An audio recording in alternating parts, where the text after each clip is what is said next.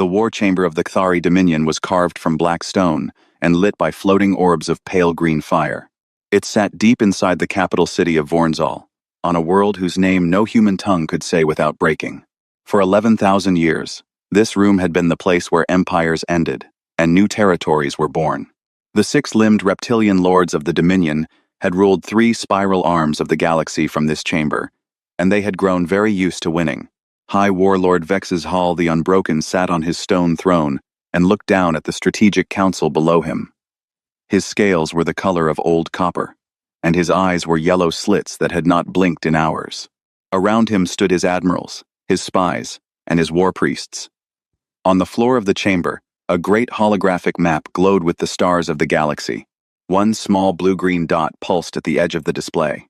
"Show me the target," Vexjal said. The map shifted. The small blue dot grew larger, until it filled the center of the chamber. It was a planet. A single, unremarkable planet, with one moon and a thin ring of tiny metal objects in orbit around it. "This is Sol 3, said the chief intelligence analyst, a tall Kthari named Drothkan. "The locals call it Earth. The species is called human. They are a tier 7 primitive civilization." Vex's hail made a low sound in his throat. Tier 7 was almost not worth his time. Tier 7 species were barely past the point of killing each other with sticks. "Give me the report," he ordered. Drothkan nodded and began to speak. The humans, he explained, had only discovered space travel about 100 of their years ago. They had split the atom, yes, but they had not yet built a single city on another world. Their technology was crude. Their ships were slow. They had no energy shields, no plasma weapons, no gravitic drives. Their bodies were soft and weak. They had no claws, no armor plates, no venom, no extra limbs. They were, in every way that mattered to the Kthari, an embarrassment. "Subjugation time?" Vexjal asked. 18 cycles, High Warlord. Perhaps less. The humans fight among themselves constantly. They are divided into nearly 200 small tribes they call nations. We expect many of them will surrender to us just to spite their neighbors. The council laughed. It was a cold, clicking sound, like stones rattling in a jar, but one voice did not laugh. At the back of the chamber, a small, old Kthari with faded scales raised one of her 6 hands. Her name was Sarathi, and she was a xenobiologist. She had spent her whole long life studying the creatures of 1,000 worlds. She was not a warrior. She was not important. But she had read something in the human records that had kept her awake for many nights. "High Warlord," she said. "May I speak?" Vex's hail looked at her with mild annoyance. "Speak then." Quickly, Sarathi stepped forward. Her voice was thin, but steady. "The humans are a tier 7 species by our measurements," she said. "That is true, but I have studied the history of their homeworld. I have looked at the creatures that lived beside them, and I have found something that troubles me greatly." "Go on," said the High Warlord. "Every species that shared the human homeworld with them is gone," Sarathi said. "Or nearly gone. Or changed beyond recognition. There were once 6 kinds of large predator on the main land masses of Earth. The humans killed 5 of them and tamed the 6th. There were once great herds of beasts that covered their plains for as far as the eye could see. The humans ate them, one by one, until only small numbers remained in protected zones. There were once other species of human, too. Different kinds. Cousins, you might say. The humans killed them all, or bred them out of existence, tens of thousands of their years ago. The chamber had grown very quiet. "That is the nature of predators," said Drothkan. "Every apex species does this. The Kthari did this on our own homeworld long ago." "Yes," said Sarathi. "But we did it with our claws and our venom and our great strength. The humans have none of these things.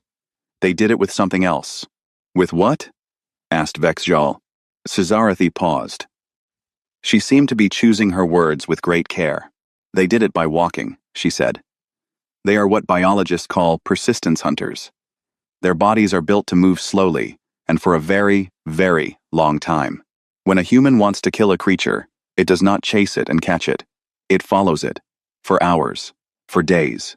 It follows the creature as the creature runs, and rests, and runs, and rests. And the human never stops. The human never rests. The human walks, and walks, and walks, until the creature cannot run anymore, until the creature lies down from exhaustion, and then the human walks up to it, quietly, and kills it. The chamber was silent.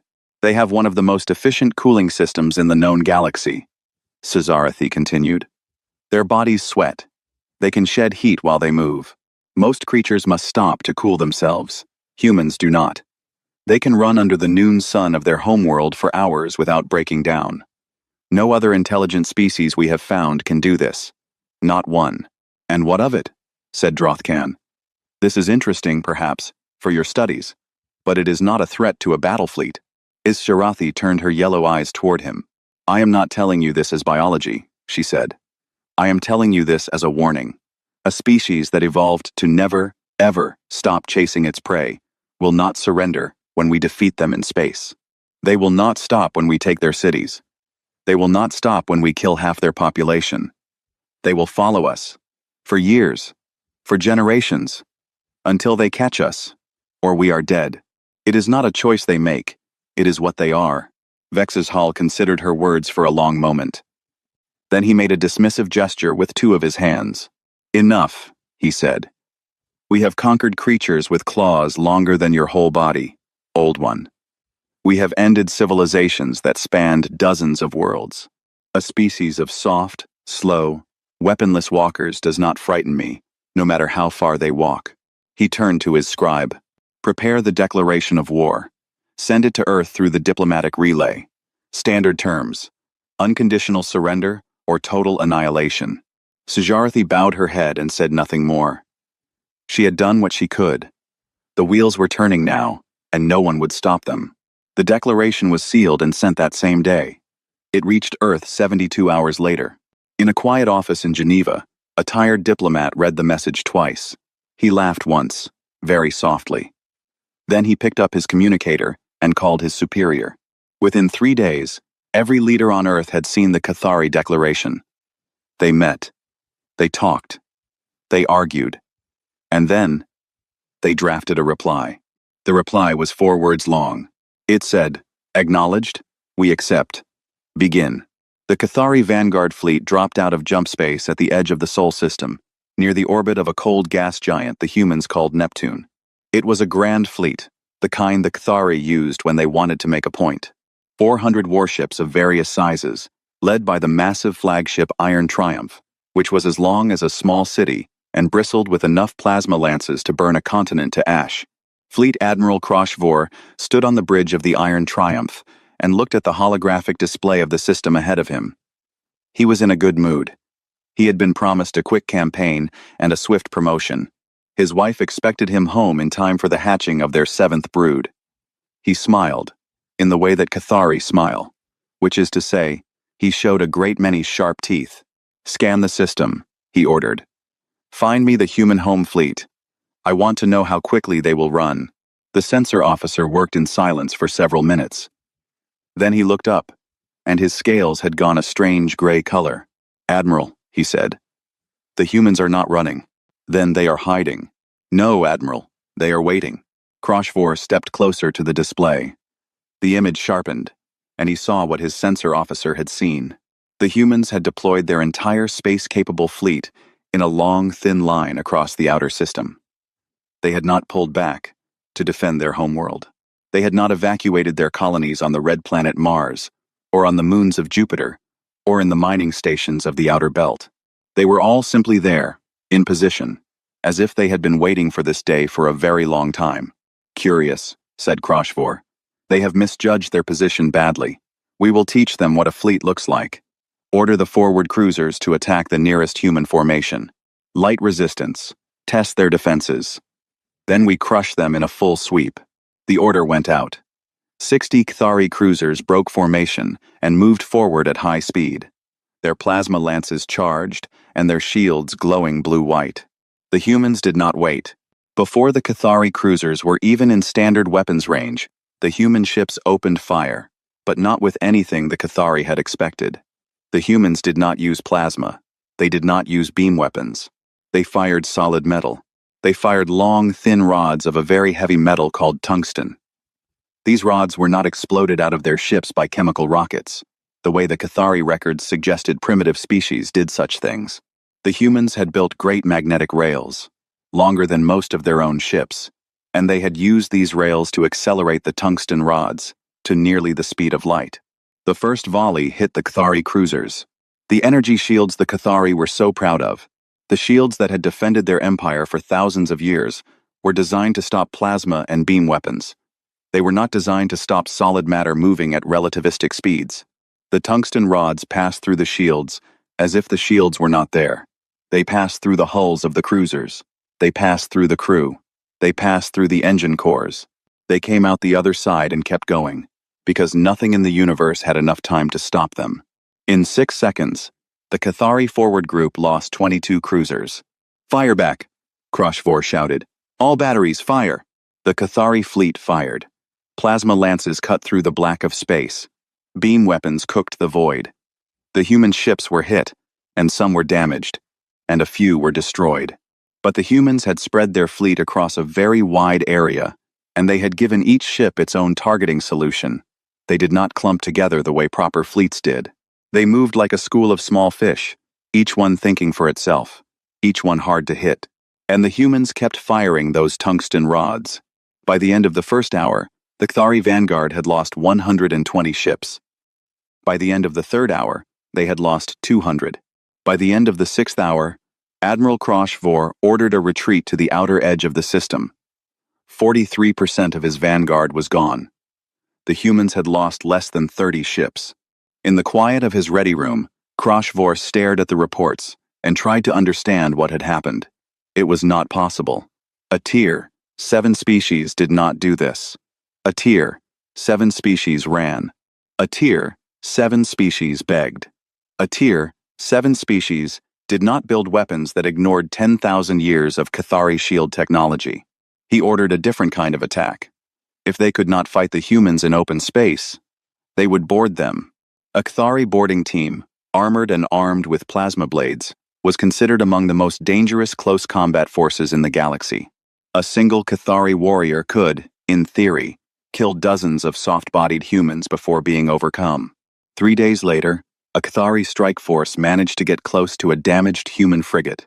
They matched velocity, breached the hull, and poured inside. The boarding team never reported back.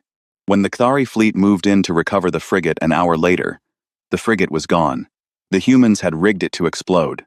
They had waited until the Cathari were fully aboard, and then they had detonated the fusion core. The explosion took the human frigate, the Cathari boarding team, a nearby Cathari destroyer, and 2 supply tenders with it. Kroshvor read the report of the incident 3 times. Then he called his intelligence officer to his ready room. "Bring me the files on the humans," he said. "All of them. I want to know what we are really fighting." For the next several hours, Kroshvor read. He read about a species that had spent most of its history at war with itself. He read about a period the humans called the First World War, in which young humans had lived for years in muddy trenches, being shelled and poisoned and shot at, and had still gone forward when ordered to go forward. He read about the Second World War, in which the humans had killed tens of millions of their own kind, and then ended the whole thing with 2 atomic bombs. He read about a thing called the Pacific Theater, in which small groups of humans had held small islands against overwhelming forces, sometimes to the last soldier. He read about human children's stories, about the games human young played, about the songs human soldiers sang before battle. He read, and read, and read, and slowly his scales went from copper to a pale, sick gray. Meanwhile, back on the Cathari homeworld, in the great stone chamber, Sarathi had finally been granted a new audience with the High Warlord. She did not gloat. She did not say, "I told you so." She simply put the reports on the stone table in front of Vex's Jal and let him read them. When he was done, he looked at her with something new in his eyes. Not quite fear. The Cathari did not feel fear, but something close to it. "Explain to me," he said, "what we have done." Sazarathi folded 2 of her hands together. "You declared war," she said quietly, "on the only species in the galactic record that treats warfare as something close to a hobby. A species that invented peace only as a short rest between wars. A species whose greatest stories, passed down for thousands of years, are almost all about battles and soldiers and clever killers. She paused. And now, High Warlord, they are walking toward us. And they will not stop. The Kthari had always believed that technology moved slowly. A species developed a new weapon every few centuries. Shields improved by small amounts over generations. Engine designs were refined across many lifetimes. This was the natural way of things. The galaxy was old, and its rules were settled. The humans had not read these rules. Within 3 months of the opening battle at Neptune, human engineers had already begun to take apart the wreckage of Kthari ships. They pulled shield generators from shattered hulls and studied them in orbital labs. They traced the paths of plasma conduits.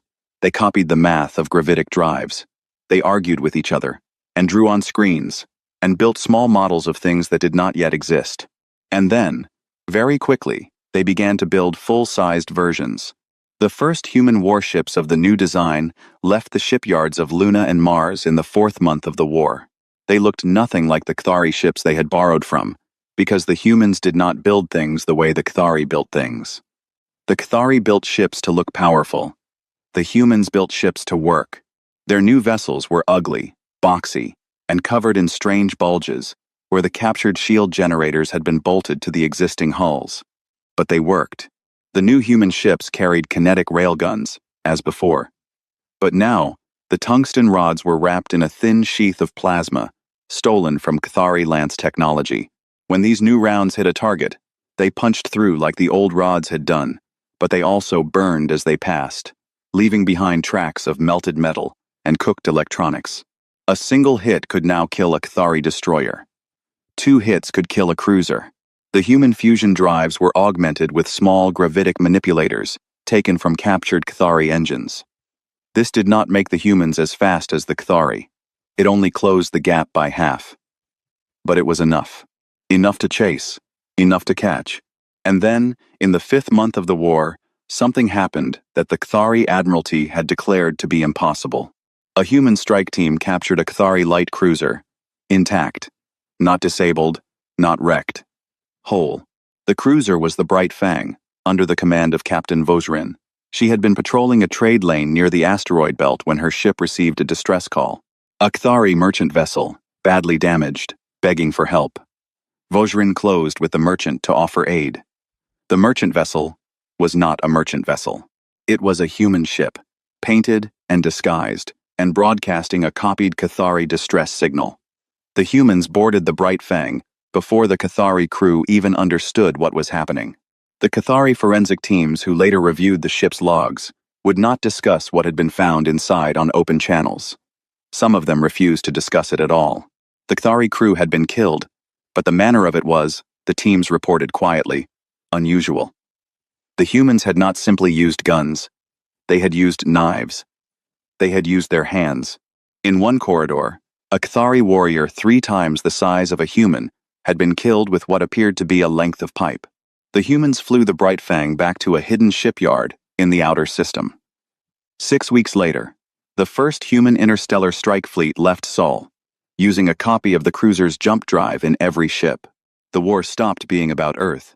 It became, very quickly, an invasion of Kthari space.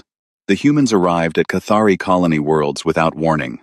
They jumped in, fired their kinetic weapons, destroyed orbital defenses, and then did something that the Kthari command found almost more disturbing than the attacks themselves. They landed. Kthari doctrine had always held that orbital supremacy was the deciding factor in a planetary conflict. A fleet in orbit controlled the planet below. The humans did not seem to believe this. They landed ground troops on Kthari worlds. These troops were not large armies. They were small teams, a few hundred strong, heavily armed, and strangely equipped. They moved fast. They destroyed key targets. They left before Kthari reinforcements could arrive. These teams did things that no Kthari had ever seen done in warfare. They lied. They lied constantly, and in ways the Kthari minds could not follow. A Kthari garrison on the colony world of Kathinvor received a supply convoy late in the first year of the war. The convoy carried the standard markings, used the standard codes, and flew the standard formation. The Kthari dock crews waved them in. The convoy docked at the main supply station and began to unload. For 9 full weeks, This supply convoy operated normally. Its crews ate in the Kthari mess halls. Its officers attended Kthari strategy meetings. It delivered real supplies, in real quantities, from real Kthari worlds. On the 70th day, every ship in the convoy exploded at the same time, in the center of the main shipyard of Cathinvor. The shipyard was destroyed. 60% of the Kthari fleet stationed at that world was destroyed. The explosions were so large that they could be seen from the planet's surface. The entire convoy had been human, from the first day. Nobody in the Kthari Admiralty could explain how the humans had passed the identity checks, how they had fooled the dock crews, how they had sat in meetings, in Kthari uniforms, wearing Kthari faces somehow, for 9 weeks, without a single one of them being caught. The humans had captured Kthari crews and forced them to train the infiltrators, the intelligence services guessed. Or perhaps the humans had simply learned Kthari customs so well that they could fake them. Nobody knew. The Kthari had no defense against this kind of warfare. The Kthari had evolved as the unchallenged top predator of their homeworld. They had never needed to lie to another thinking creature about their identity. They could not think of the idea. When their own spies infiltrated enemy societies, the spies were always Kthari pretending to be different kinds of Kthari, from different regions or clans. The idea of pretending to be a different species, of wearing a different face for weeks on end, was not something their minds easily reached. The humans, it turned out, had been doing exactly this kind of thing to each other for tens of thousands of years. In the stone chamber of Vornzal, Sizarathi was now serving as chief strategic advisor to the High Warlord. It was not a promotion she had wanted. Most of her former superiors were dead. Some had been killed in battle. Several had performed ritual suicide after major defeats, as was the old Kthari custom. The survivors had been demoted, or sent to quiet posts far from the war.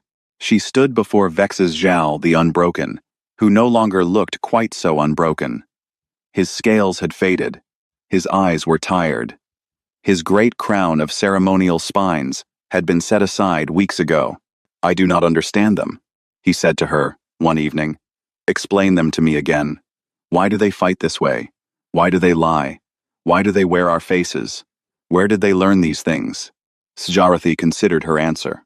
"High Warlord," she said, "the humans evolved alongside other intelligent predators. There were great cats on their homeworld, and wolves, and other kinds of human. They hunted these creatures, and these creatures hunted them. And they all had to outthink each other, constantly, for hundreds of thousands of years." She paused. "The humans developed a way of thinking that we do not have. They can imagine what is inside another mind. They can guess what the other mind is thinking, and then they can imagine the other mind guessing what they are thinking, and then they can guess what the other mind will do based on that. They call this, in their own languages, theory of mind. It is the foundation of their whole way of war." "And we cannot do this?" asked Vex's Jal.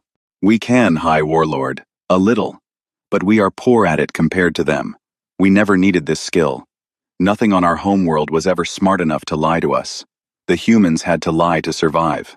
So they became very, very good at it. And now they are lying to us, and we cannot even tell when they are doing it." Vex's Hull was silent for a long time. "How do we win?" he asked.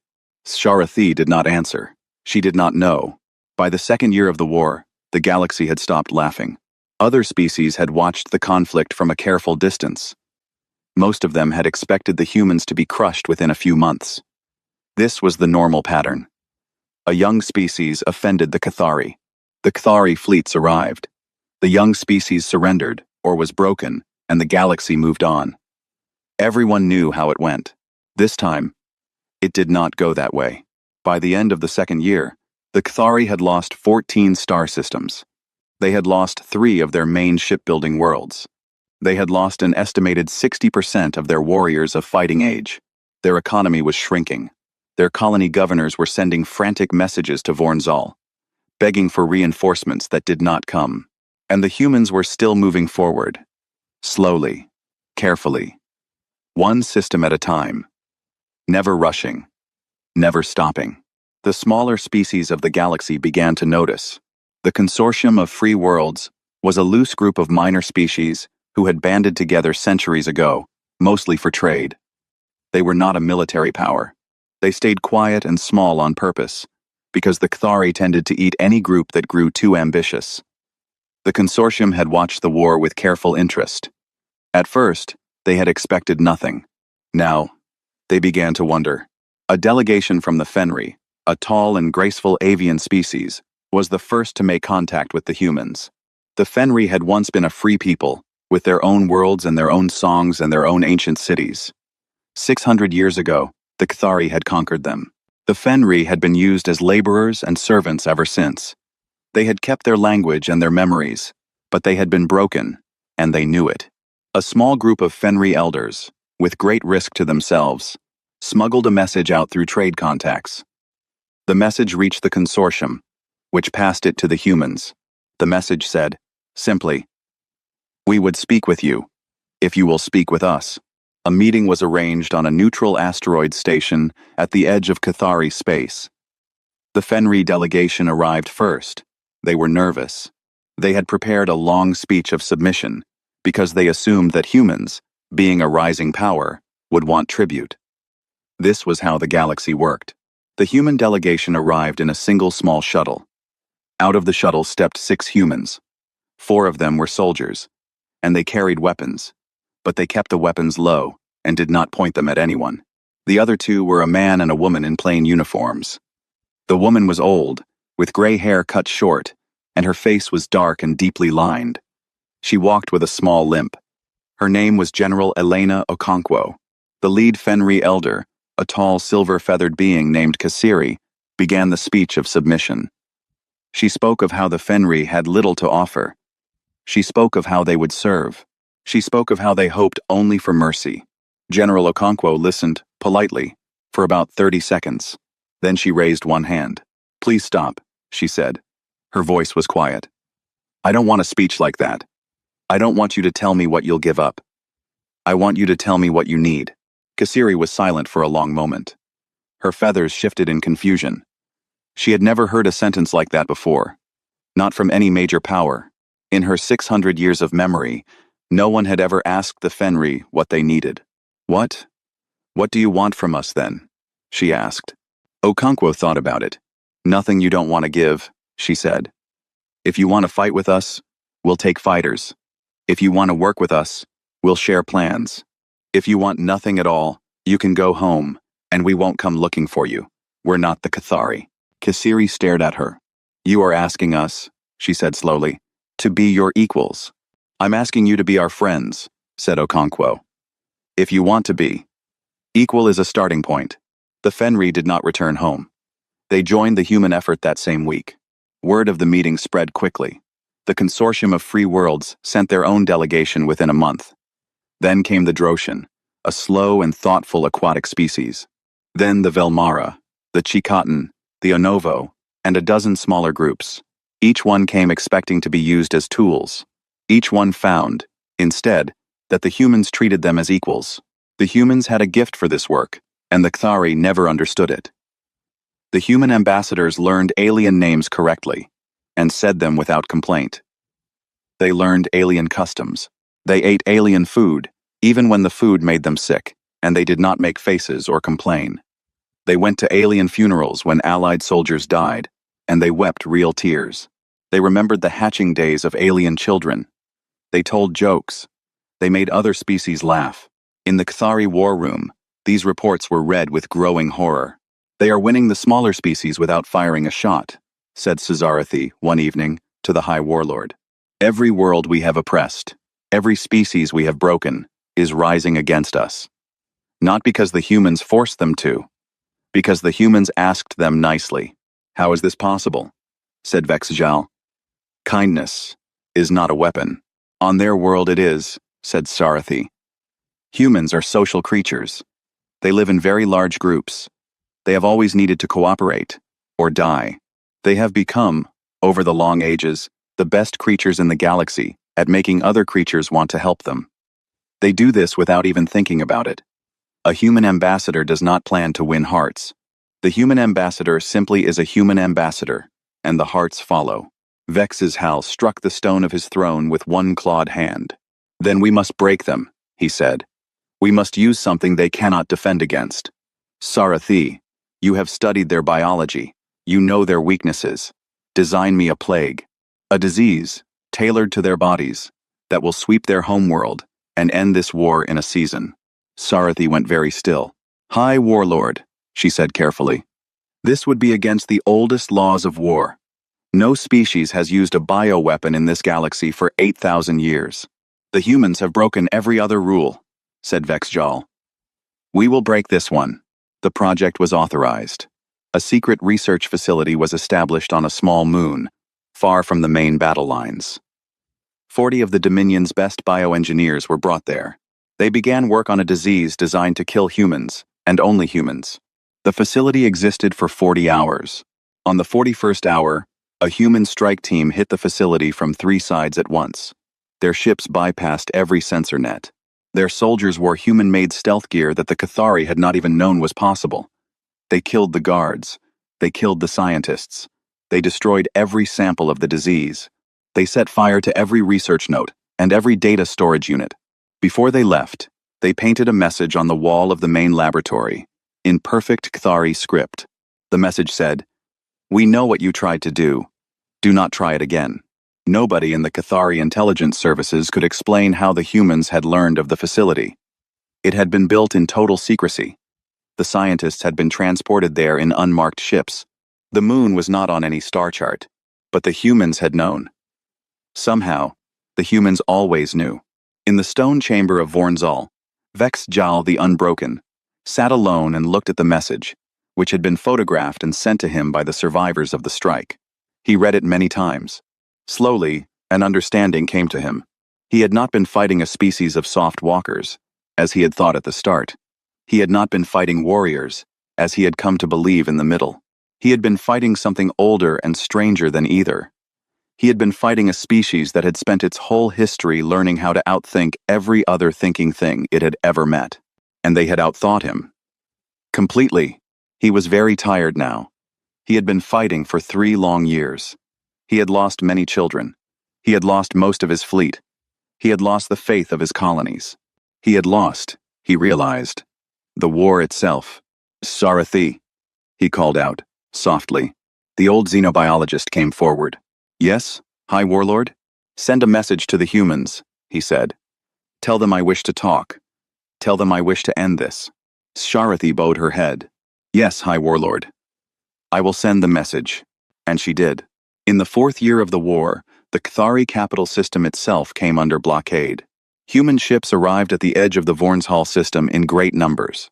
They did not attack the homeworld. They did not bombard the cities. They simply took positions at every jump point, and they cut off all trade, all supply, and all movement in and out. It was the kind of blockade that, given enough time, would starve the Cathari homeworld into submission. But the humans did not want to starve anyone. High Warlord Vex's Hal sent his message of peace through a Fenri intermediary. The message was received by the humans within a day. The reply came back within another day, which was unusually fast by the slow standards of galactic diplomacy. The reply said, "We will meet. Name a place." A neutral station was chosen, far from any occupied world. The Cathari delegation traveled there in a small, unarmed vessel. Vex's Hal went in person. His advisors had begged him to send a lower-ranking officer, for his own safety. But he had shaken his head. He had started this war. He would end it himself. Sarathi went with him. The humans were already at the station when the Cathari arrived. General Elena Okonkwo led the human delegation. She had aged in the years of the war. Her hair was fully white now, and her limp was worse. But her eyes were the same steady brown they had always been. The 2 delegations met in a small, plain room, with a single stone table between them. Vex's Jal sat on one side. Okonkwo sat on the other. "I have come to surrender," Vexjal said.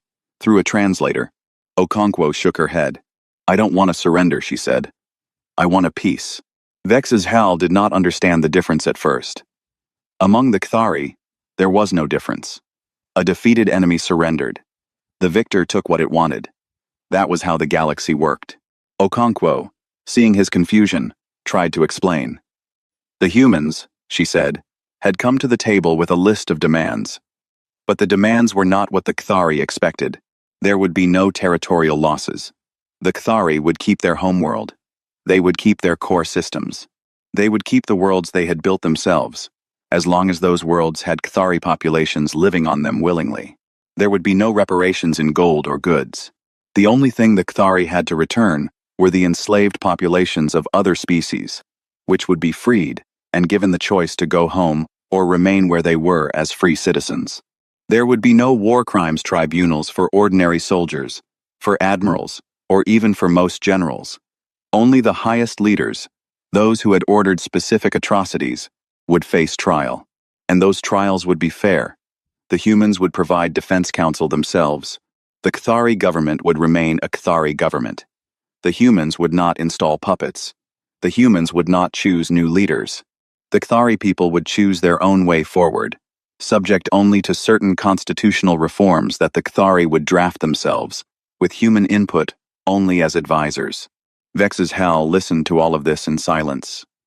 When Okonkwo was finished, he sat still for a long time. "I do not understand," he said finally. "We declared war on you. We tried to use a plague against you. We killed many of your people. You had us in the palm of your hand. Why would you not crush us?" Okonkwo considered the question. "There is one demand," she said. "One that is not negotiable. Name it. The Kthari will join a new galactic compact, a compact of peace. It will be a place where all species, large and small, have a voice. No species in the compact will be allowed to wage wars of conquest against another. If a member breaks this rule, all other members will join together to stop them." Vex's Hal nodded slowly. "And humanity will lead this compact?" "No," said Okonkwo. "Humanity will be one vote among many, the same as the Fenri, the same as the Droshan, the same as the Kthari, once you have joined." Vex's Jal stared at her. "You fought us for 4 years," he said slowly.